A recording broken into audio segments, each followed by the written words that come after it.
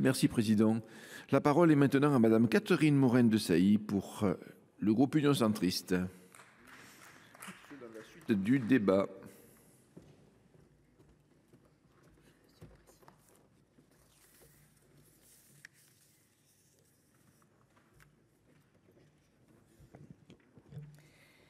Monsieur le Président, Monsieur le Ministre, mes très chers collègues, le Conseil européen qui se tiendra les 20 et 21 mars prochains revêt une importance toute particulière.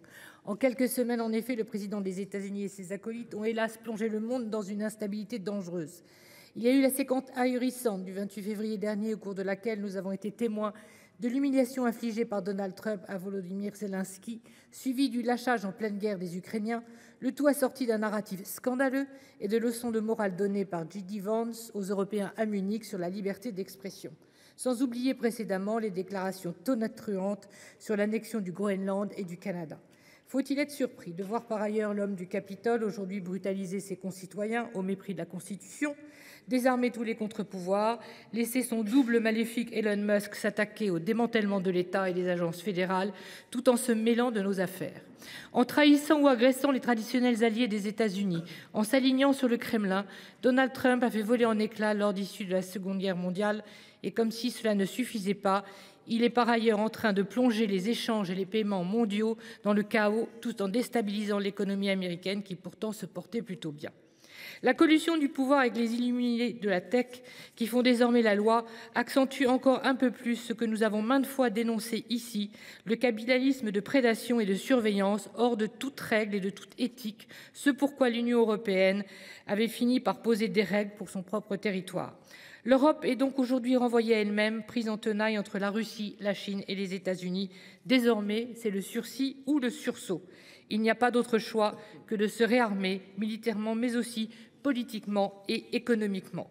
Notre ministre des Armées dit juste, pour commencer à se réarmer, il faut que chacun des États membres trouve les voies et les moyens de faire les efforts qui s'imposent, tout en pensant une nouvelle architecture de sécurité qui comprenne bien évidemment le Royaume-Uni, qui, comme la France, dispose de l'arme de dissuasion nucléaire.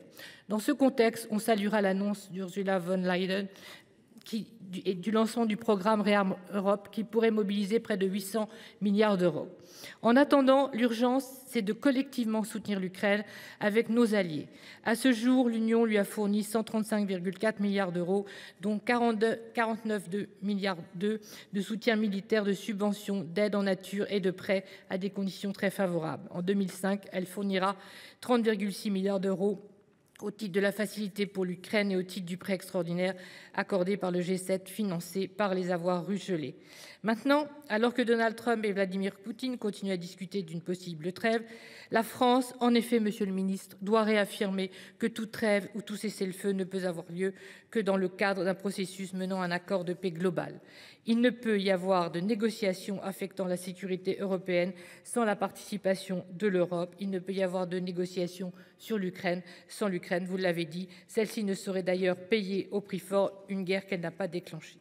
L'Europe devra surtout s'assurer que les accords de paix soient respectés pour ne pas subir un nouveau conflit à court terme.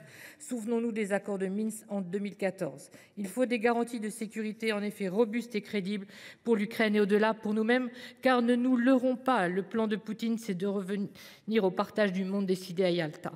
Et selon les évaluations de l'OTAN, de l'Allemagne, de la Pologne, du Danemark et des États baltes, la Russie pourrait être prête à attaquer un pays de l'Union européenne d'ici 3 à 10 ans. Alors il s'agit bien de dissuader Poutine de revenir à la charge. Pour cela, l'Union doit aussi se réarmer politiquement pour être efficace, compétitive et répondre aux défis du moment. Elle doit être plus politique que bureaucratique, plus stratège que tatillonne.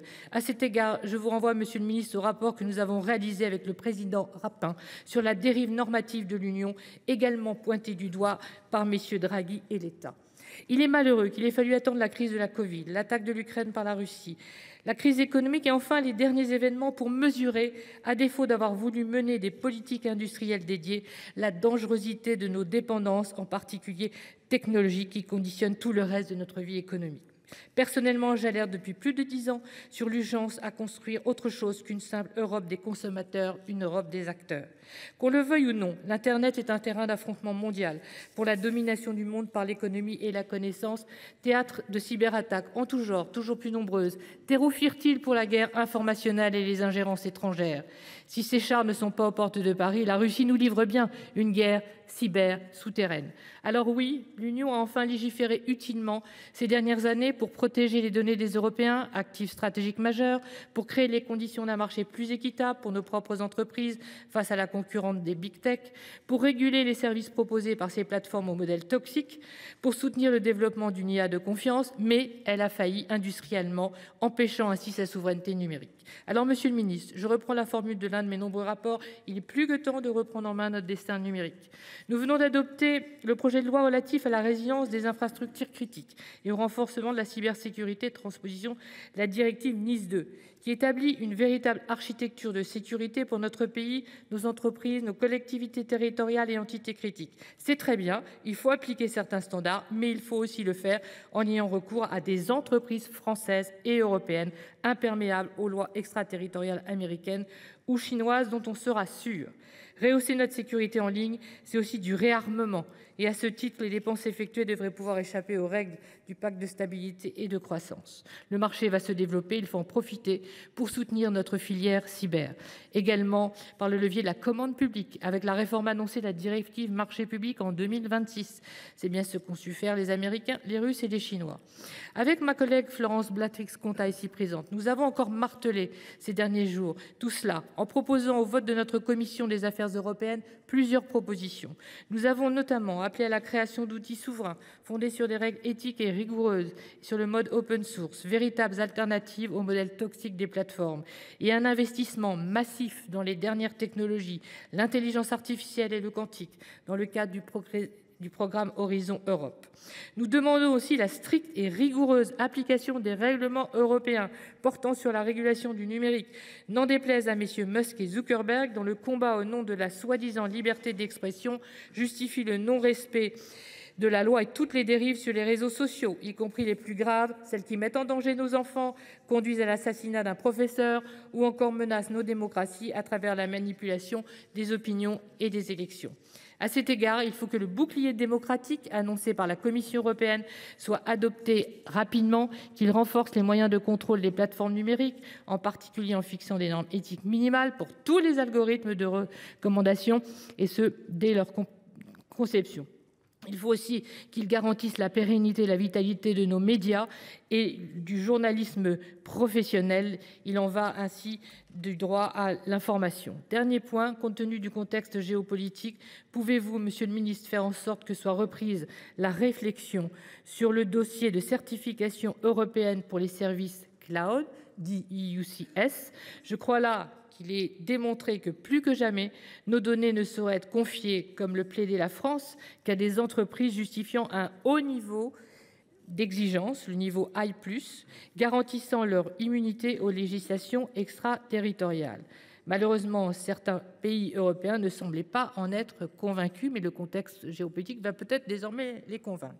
Voilà, pour résumer, le défi devant nous pourrait paraître immense, mais notre groupe Union Centriste est convaincu que l'Union européenne en est capable si elle se montre soudée, stratège et volontaire. Je vous remercie. Merci, chers collègues. La parole est maintenant à Monsieur le Ministre.